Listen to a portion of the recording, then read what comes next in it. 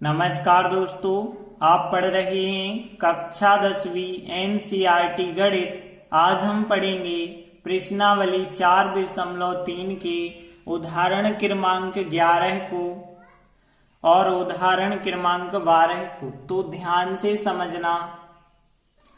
तो देखिए, उदाहरण 11 है, दो ऐसे क्रमागत विषम धनात्मक पूर्णांक ज्ञात कीजिए जिनके वर्गों का योग 290 हो। देखिए, हमें ज्ञात क्या करना है, क्रमागत विषम धनात्मक पूर्णांक। अब यहाँ पे क्रमागत का मतलब क्रम से आने वाले, और विषम आप जानते ही हैं, जैसे 1, 3, 5, 7, तो ये कहलाते हैं विषम धनात्मक पूर्णांक। तो यहाँ विषम मतलब एक को छोड़ के जिनमें दो का भाग नहीं जाता है, वो कहलाते हैं विषम। तो यहाँ पे दो विषम संख्याएं हमें ज्ञात करनी है जो क्रम से आ रही हों।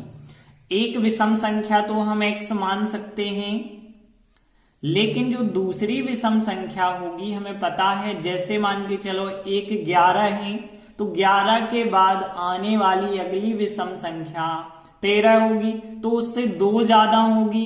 तो इसीलिए दूसरी क्रमागत धनात्मक विषम संख्या जो मानेंगे हम x+2 मानेंगे। तो देखिए, हमने माना दो क्रमागत विषम धनात्मक पूर्णांक x और x+2 हैं, क्योंकि अगला जो विषम पूर्णांक होता है वो उससे दो ज्यादा होता है। जैसे 11 है तो अगला 13 होगा, दो ज्यादा होता है, इस वजह से x+2। अब हमने आगे प्रश्न पढ़ा, तो प्रश्न में क्या है, उनके वर्गों का योग 290 है। मतलब दो जो क्रमागत विषम पूर्णांक हैं, इनका वर्गों का योग यदि किया जाए तो कितने के बराबर है, 290। तो हम फिर इस x का वर्ग करेंगे प्लस x+2 का भी हम वर्ग करेंगे, और बराबर में कितना रखेंगे, 290 रखेंगे। अब यहाँ x का वर्ग तो x वर्ग ही होगा। अब देखिए, x+2 का वर्ग करना है, तो यहाँ हमें सर्व समीका लगानी होगी। a+b का वर्ग क्या होता है, a वर्ग प्लस 2ab प्लस b वर्ग। तो यहाँ पे a वर्ग मतलब x वर्ग होगा, और फिर यहाँ पे प्लस के 2ab, तो 2x और फिर 2, तो 2 दूनी 4x हो जाएगा यहाँ पे, प्लस b वर्ग मतलब यहाँ पे 2 का वर्ग आएगा 4, और 290 आप इस तरफ ला सकते हैं तो माइनस के हो जाएंगे, बराबर कुछ नहीं बचा तो 0। अब देखिए, एक और एक 2x वर्ग हो गए, प्लस के 4x हैं, 4x लिखे, 4 धन के 290 ऋण के हैं, तो 4 में से 290 घटाएंगे तो माइनस के 286 बचे होंगे, बराबर चल रहा है 0। अब देखिए, द्विघात समीकरण तो बन गया, लेकिन इसे अब और सरल भी कर सकते हैं, क्योंकि पूरे में 2 का भाग जा रहा, तो 2 से भाग देंगे, तो यहाँ 2x वर्ग में 2 से भाग देंगे तो केवल x वर्ग आएगा, और यहाँ 4x में 2 से भाग देंगे, 2 दूनी 4x, 2x आएंगे, और यहाँ 2 से भाग देंगे तो यहाँ 143 आ जाएंगे, बराबर 0 चल रहा है। तो इस प्रकार से एक द्विघात समीकरण हमें प्राप्त हुआ है। अब हम इसे गुणनखंड विधि से हल करते हैं। तो गुणनखंड विधि में हम बीच का पद दो भागों में तोड़ते हैं। अब देखिए यहाँ पे कैसे, सबसे पहले लास्ट में जो संख्या अचर पद होती है उसका गुणा हम x वर्ग के गुणांक के साथ करते हैं। तो 143 का गुणा यहाँ 1 माना जाएगा, 1 के साथ आप करेंगे तो 143 आएंगे, माइनस के 143। अब 143 के ऐसे गुणनखंड लेने हैं कि घटाने पे, क्योंकि माइनस के आ रहे हैं, इसका मतलब घटाने पे 2 मिल जाए। तो यहाँ 13 11 में 143 होता है, 13 में से 11 घटाएंगे 2 मिलेंगे, लेकिन धन के 2 चाहिए तो धन की बड़ी संख्या कर लो, माइनस की छोटी संख्या कर लो। तो अब हमने क्या किया, x वर्ग और इस 2x की जगह 13x और 11x तोड़ दिए। 13x धन के ले लिए हैं, 11x ऋण के ले लिए हैं, माइनस के 143 बराबर 0। अब देखिए, यहाँ पे 1 2 3 4 स्टेप हो गए। अब इन दो में से हम x कॉमन लेंगे, x वर्ग है, x कॉमन निकाला, एक x बचेगा, प्लस यहाँ 13x, x कॉमन निकल गया तो 13 बचे अंदर, माइनस चिन्ह। अब यहाँ भी x माइनस 13 होना चाहिए, बराबर 0 का 0। यहाँ 11x थे, लेकिन अंदर x बचा, इसका मतलब 11 कॉमन निकल गए हैं, x प्लस 13 जो 2 बार दिख रहा है उसे हम 1 बार लिख देते हैं, बाकी x माइनस 11 बचा उसे हम दूसरे कोष्टक में लिखते हैं बराबर 0। अब हम इन दोनों गुणनखंडों के अलग अलग बराबर 0 रखते हैं। तो देखिए इसके बराबर भी 0 और इसके बराबर भी 0 लिया हमने। अब यहाँ x बराबर 13 धन के हैं, उस तरफ जाएंगे तो ऋण के हो जाएंगे, तो x का मान ऋण का 13 हो गया। और यहाँ यदि हम देखें तो x बराबर माइनस के 11 उस तरफ गए तो प्लस के हो गए। अब देखिए एक मान आ गया है प्लस का, एक आ गया माइनस का, लेकिन यहाँ x बराबर माइनस 13 मान्य नहीं होगा, क्योंकि सवाल में हम क्या ज्ञात कर रहे हैं, ध्यान से समझना। हम ज्ञात कर रहे हैं धनात्मक पूर्णांक। धनात्मक पूर्णांक मतलब धन की संख्या, और ऋण 13 तो ऋणात्मक है, इसलिए ये संख्या मान्य नहीं होगी। x बराबर 11 मान्य हो जाएगी। तो देखिए यहां लिखा हमने x बराबर माइनस 13 मान्य नहीं होगा, क्योंकि यह धनात्मक पूर्णांक तो है ही नहीं। फिर x बराबर 11 जो बचा वो मान्य हो जाएगा। अब देखिए हमें सवाल में 2 क्रमागत विषम धनात्मक पूर्णांक निकालने थे। एक हमने x माना था तो वो तो हो जाएगा 11, और दूसरा हमने माना था x प्लस 2। x प्लस 2 मतलब यहाँ 11 प्लस 2 मतलब कितना हो जाएगा 13।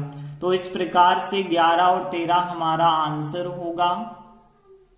तो उदाहरण 11 कंप्लीट हुआ। आगे देखिए उदाहरण 12 है।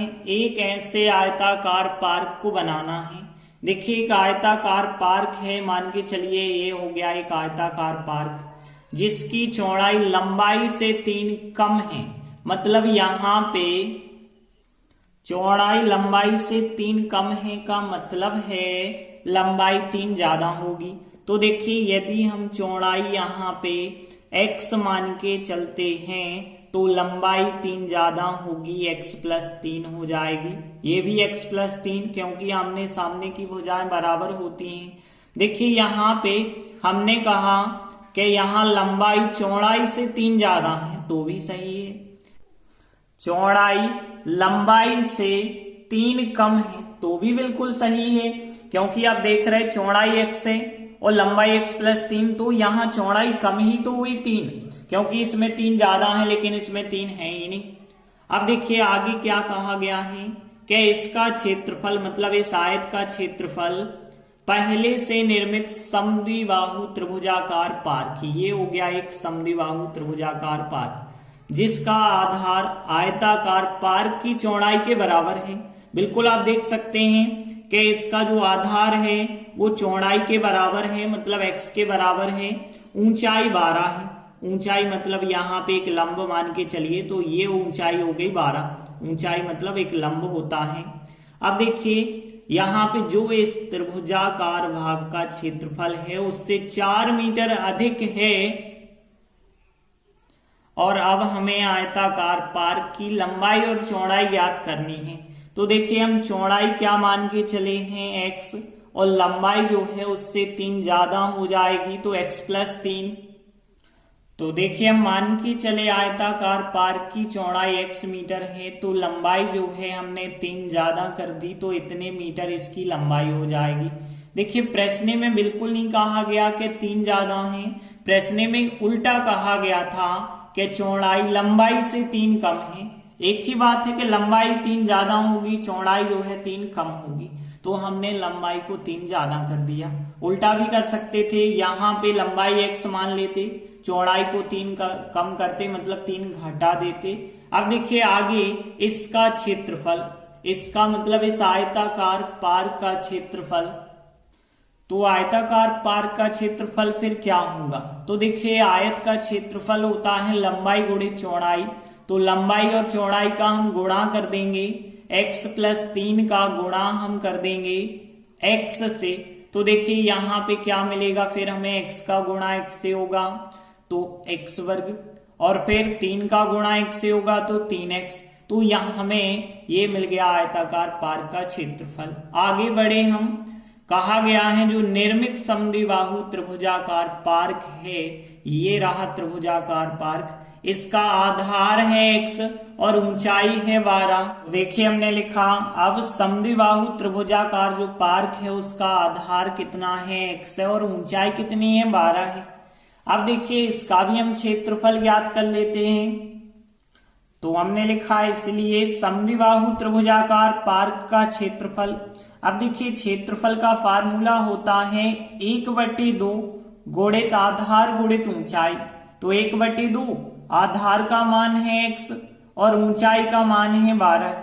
तो 1/2 आधार गुणित ऊंचाई हमने फार्मूला लगाया। अब देखिए 2 से 12 कट जाएंगे 6 बार और 6 बार कटेंगे तो 6 का गुणा x से यदि हमने किया तो कितना हो जाएगा 6x।